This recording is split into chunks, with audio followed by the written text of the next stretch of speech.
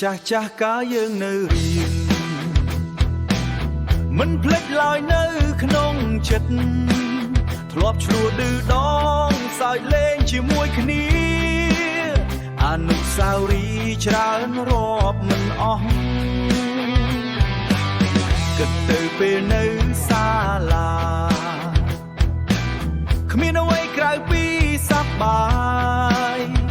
សើចលេងច្រៀងលេងក្អាកក្អាយនេះជាចំណងមិនងាយបំភ្លេចបានបញ្ចប់ការសិក្សាយើងឆ្ងាយពីភូមិកំណើតចេញទៅរកអនាគតយើងមានផ្លូវរៀងខ្លួនខ្លះរៀនបន្តខ្លះក៏សាងគ្រួសា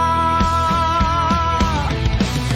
ពេលវេលាហួសទៅយូរបានតែបេះដូងមិនដែលភ្លេចមិត្តភាពយើងនៅទីនេះនៅក្នុងចិត្តជានិច្ចសូមស្វាគមន៍មិត្តចាស់វិញតាមតែក្រោមនេះយើងជួបគ្នាវិញទោះឆ្ងាយយូរប៉ុណ្ណាក៏មិនបែកបាក់ចិត្តតំណមិត្តភាពយើងអត្តតមិនបាត់មក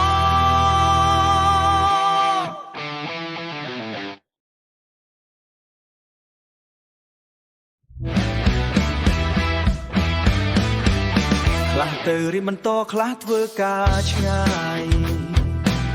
ខ្លះមានគ្រួសាររីករាយតែថ្ងៃនេះយើងបា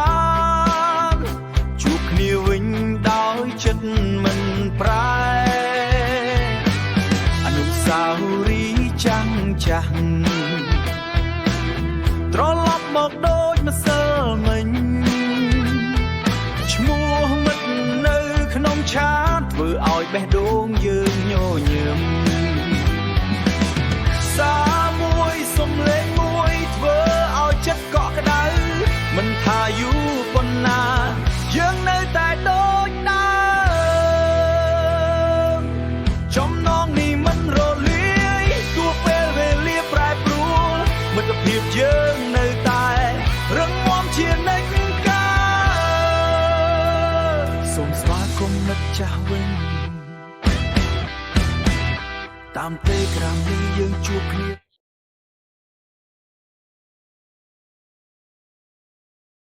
យ៉ាងប្រ